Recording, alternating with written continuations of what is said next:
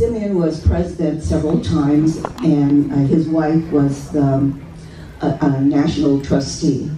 And she did an exhibit on the Filipinos in Oregon. She also wrote a book on Filipinos in Oregon.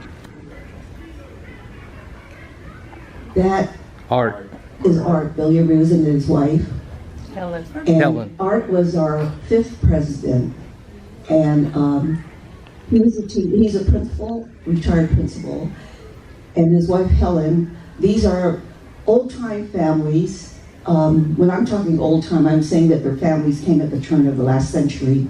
And his father was the first civil engineer for the city of Stockton, California. He was a pensionado, and he's a jazz musician. So, yeah, that's Art. His brother is a professional jazz musician. Your wife too. Primo His Kim. wife is Helen. Yeah, no, she plays too. Oh, I didn't know that. So the whole family. And so he's old family from the Valley, and he's also from Stockton, and they relocated for a while to San Jose. But he became the national president of Fanhs when we went to Manila. We did the 100th anniversary of the Spanish-American War. And when we all showed up, there were 50 of us who went to Philippines right after we did the Oregon National Conference in Oregon. And when we all showed up and we were giving our presentations, the people from the Philippines, their whole comment was, "Oh my God, they're Kano." Because we all spoke with no accent. You know, we couldn't speak Tagalog. And so it dawned on them then that there were Filipinos who were older than the people in the audience who were vested in history about the Philippines too. This is Angie Buell, who's a past president. She was one of the creators of the chapter in East Bay, which at one time was probably the most active chapter among all of them. And they've done a lot of projects with other groups in the Bay Area, with historical groups and arts groups and everything. Vanjie's grandfather was a Buffalo Soldier. And if you know who knows what a Buffalo Soldier is? Okay. They were the African American soldiers. Many of them were in the United States Army right after the Civil War. Her grandfather had gone to the Philippines during the Spanish-American War, married her mother. And Vanjie's father was interesting, the story that she told me about her dad. So she's collected a lot of history about her father, who was in the Navy. And he was a talented musician, and he when they opened up the Golden Gate Bridge, she had a picture of her father leading the band across the bridge, because he was a band leader. So the research that she has done has been on the Bay Area, East Bay. There's Vanjie. Those are 3 of our past presidents. Marina, who's the second one, Mel, who was the president before Judy, and then Vanjie. This is Terry Torres. Terry. Hello, Terry. Are you here, Terry? Yeah, there she is. Museum lady. Terry is 3rd generation, and from the Stockton area. I don't know, were you born in Stockton? I was born in Salinas. Okay, but every time I think of her as Stockton. Yeah. Because that's where she is. Right now, she's currently the director, the head of the National Museum. She took over from Mel Lagoska. But Terry was the one who more or less kept the chapter alive in Stockton. She was past president. She was everything. Put out the newsletter. She did the money. You talk about a person who does work. And I think every chapter has those people who do it without complaining. They just do it. Well, Terry is the epitome of that type of person. Yes, letter too. Yeah. Okay, there's Mel Lagoska and his wife, Gail. Mel was the one who, when Fred said there was going to be a museum back around 1992, I think, Mel's the one who believed it. And he started to help raise money so that eventually they would have a museum. That was what a lot of his life was about doing it. And that's where I'm grateful that under his watch, the museum actually opened. I first met Mel during the Far West Convention in Seattle. He was just a college student then. And he's given a lot of years of service to Fanhs, both as for the Stockton chapter and also for the museum. He had to resign as trustee because his wife was quite ill. So, what is this? I didn't have a picture. This Auntie Nancy. Oh, that's my sister Jeanette. Okay, well, that's my dead sister. Doesn't look like that, but you don't have a picture of her. My sister Jeanette was the artist for the group. So many of the earliest exhibits that we did, the beautiful work was done by my sister, and she started to work with me at the beginning of the NEH grant, and because of her, things looked good and professional. So Jeanette became, because of her work with the photographs, she became knowledgeable about who was in the photographs. So between if I should die, you can ask Jeanette who's in the pictures, and she will know because she's familiar with all of them. I didn't have pictures of these three individuals, so I just give these landscape. My son. This is Tim Mateo's on the same day. Yeah, Tim's the guy walking on the ledge. You can choose either one of them. Yeah. Tim. Well, he's responsible for designing like the Fanhs T-shirts, many of the conference programs. Yeah, a lot of conference artwork on a number of the conferences. So, It's Fran oh, Fran! and That's not a good Estrella. picture. I know. Well, I do what I do. Yeah. What happened is in our second conference, we went to Louisiana. And at that conference, that was for Marina. We met for the first time people from the Midwest. And Fran was one of those. She came with two of her sisters. And she and her sisters became very active members, strong members of Fanhs until their death. All three have passed away. But Fanhs at one time, I mean, she was also president. She was also a trustee for the national. Estrella. Australia. Is Australia here? Yeah. She's outside. Australia Almar came to the first conference in Seattle back in 1987. And that's what made us believe that our conferences were national at that time. The first conference in Seattle when I had people from California, Alaska, Chicago, all over coming to the conference because they were going to share their history. And other than that, everyone thought that Fanhs would just be a regional kind of thing because most of us were from the West Coast. And she chaired the Chicago conference in 1992. Mm-hmm. And she has one of the largest collections of Filipino-American materials of Chicago. She has her own little archives in her home. So that is, which one did Okay, Meg Thornton, Phil, and two of them are Sam. my brother-in-laws. Phil's on the left, and Sam's on the right, and in between is Emily. Emily. Oh, is Meg there? I don't have a picture of Meg. With that shirt, I thought there was a taller person. I was looking for the head. Well, that's interesting. Anyway. They were all part of the Los Angeles chapter. Emily was one of the founders of the chapter. In fact, she could have been the person who pushed it. Fred's brothers came in because Fred's your brother. They both became treasurers and they presented at quite a few of them. In fact, everybody you've seen previously, every single one has done presentations at conferences. Part of the criteria. Yeah. It's part of the criteria to be on. Go ahead. Just keep You going. want to say it? Go ahead. You want to say something? No. Go ahead. Okay. Ah.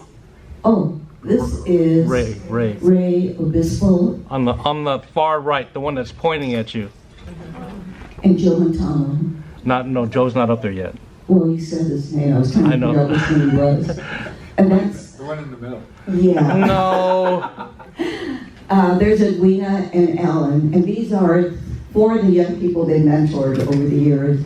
So the Hampton Roads chapter started, it's chapter number 4. And this is your 20th anniversary, 25th anniversary. 19, I don't know. Huh? I can't remember. Can't remember. Yeah, well anyway, are these part of your crew too? That's Ray's kids. Okay, every year, Ray's a teacher in one of the high schools, and every year he raises money, which he sends, these kids will raise money and they send it to Fanhs National. So not only does he teach them history, but he taught them how to support the collection of history financially.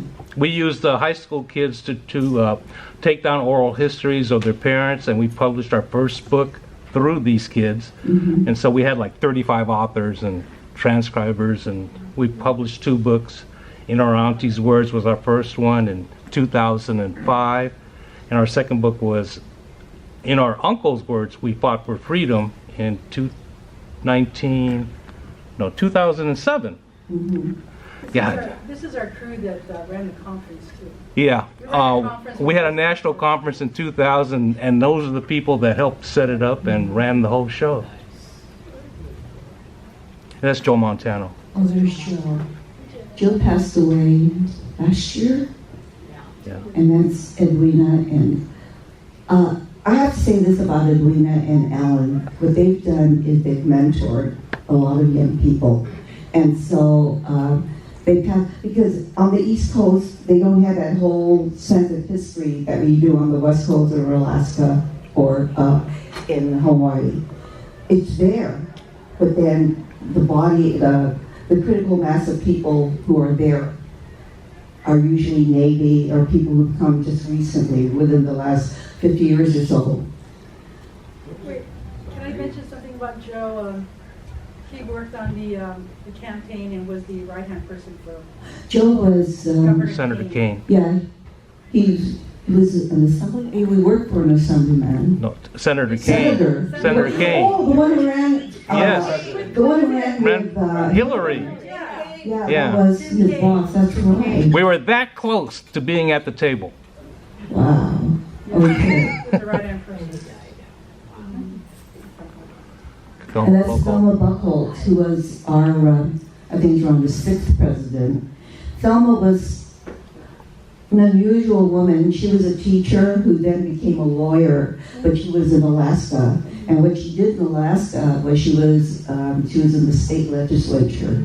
So actually, she was the first Filipina to be elected an official to a state body of governance. And this is in the whole U.S.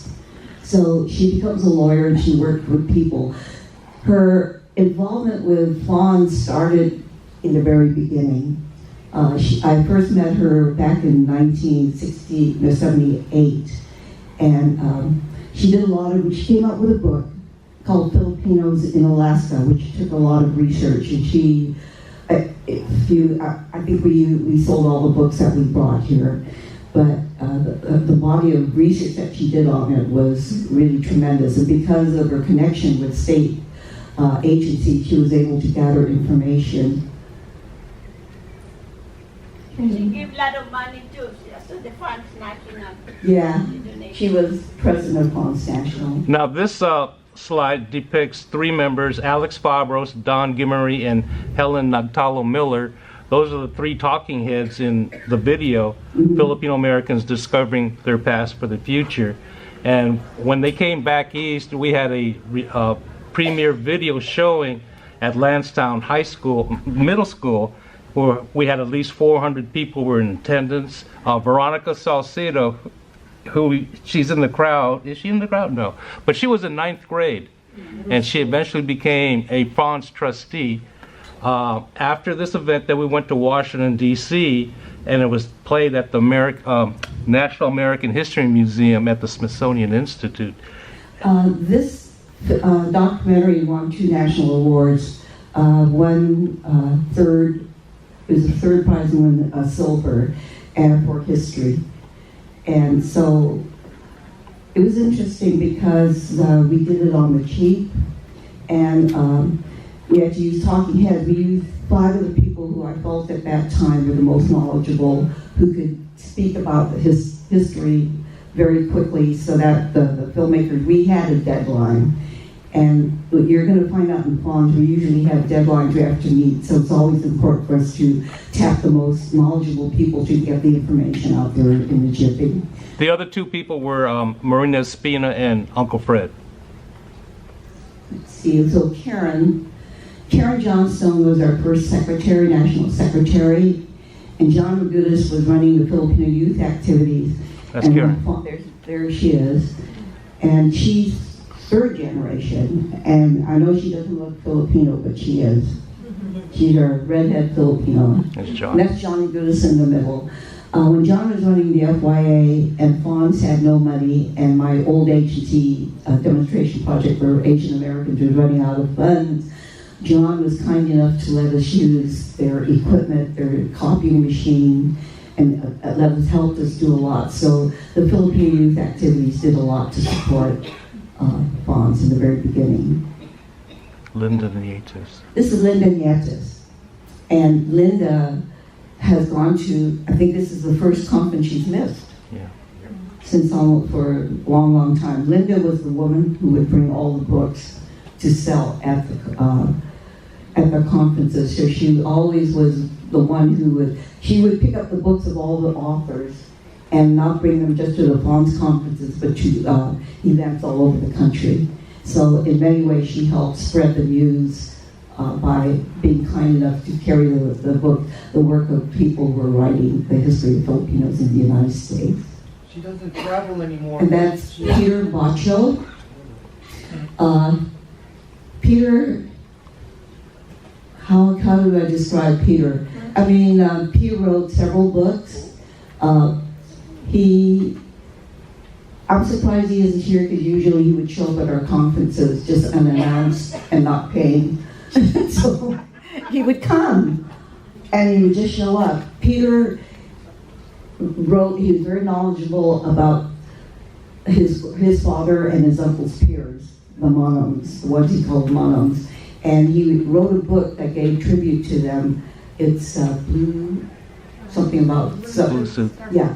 And he's an excellent writer. Domingo Los Banos. That's Domingo Los Banos from Hawaii. Domingo, I first met Domingo in Hawaii when he was just starting a quest to produce a film on the 1st and 2nd Filipino infantry. And he was the one who was trying to drum up the business to try and get the funds for it. After the film finally did come out, but it became sort of a combination of 1st and 2nd Filipino infantry, those men who trained in the United States, the men who were here in the U.S. when the war broke out, and they trained in California. And then it got mixed up into the film, the guy who did the film was invested in American history, and he sort of incorporated Baton Corregidor, so it was kind of confusing for some people, but I just want to say that part of it was supposed to be on the 1st and 2nd Filipino infantry. What was interesting about him was he describes, he was only 18 when the war finally is winding down, and he's one of the last ones that are interviewed, and he describes a mission where he shoots a Japanese soldier, and he gets to the body, and he opens up his thing, and he finds a letter that his wife had written him. And he started to cry because he said that what it was is a war where they're just common, ordinary people fighting, not because they hate the other guy, but because their government are at war with each other. And so, that was Domingo. That's my husband. And Ray Alejandro. Ray, I'm worried that one day people are going to forget about Ray Alejandro. He was an outstanding author. When he died, he had finished 70 books. And his goal in life was to write 100.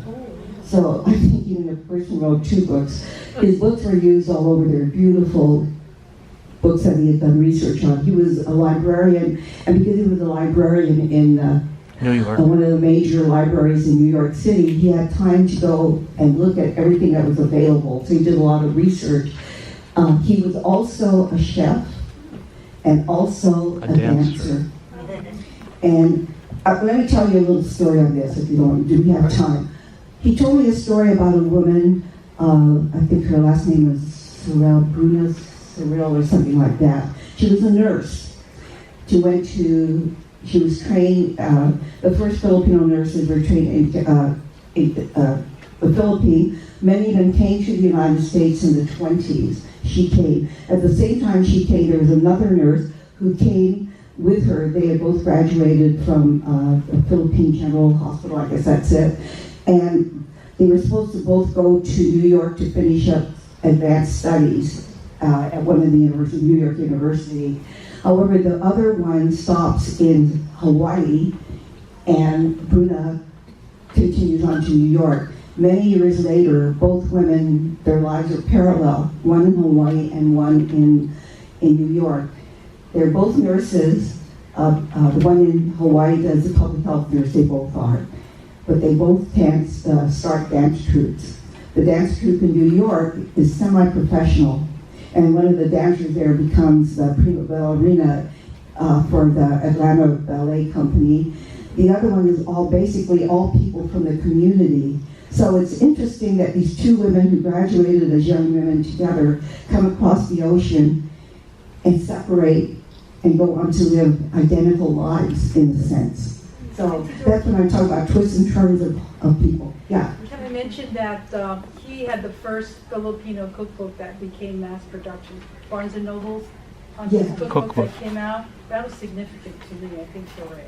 It's a beautiful Edwina knows her. This is Judy Patoksil, who is our current president. She's also the president of the San Diego, or she was the president of the San Diego chapter. And Judy is a psychologist. As is, I think a lot of our members are psychologists. I don't know if they're investigating us or what. I'm waiting for a book to come out on Fawn. Anyway, Ron's back there. He's a psychologist too, so go check this out. Trying to figure out what makes us tick.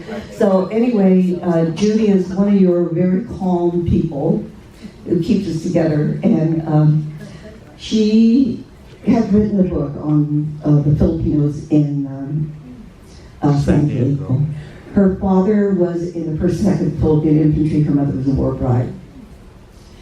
So there's Nancy on this side. I have to point her out. Nancy started with me in 1972, 73. When I talk about doing oral history, Nancy was the one. I'm not organized, as you all know. And so I think things out, but I move on to other things. Because of Nancy, things are organized. That's why you could do what you do. And she would tabulate the numbers. Everything was kept in order. Because of her sense of organization, the oral histories were kept organized. And people can come and see it. So every office needs somebody who's organized. The one next on the other side of me is my niece, Joni, who was with me with the NEH branch. She became a national president also of Fanhs.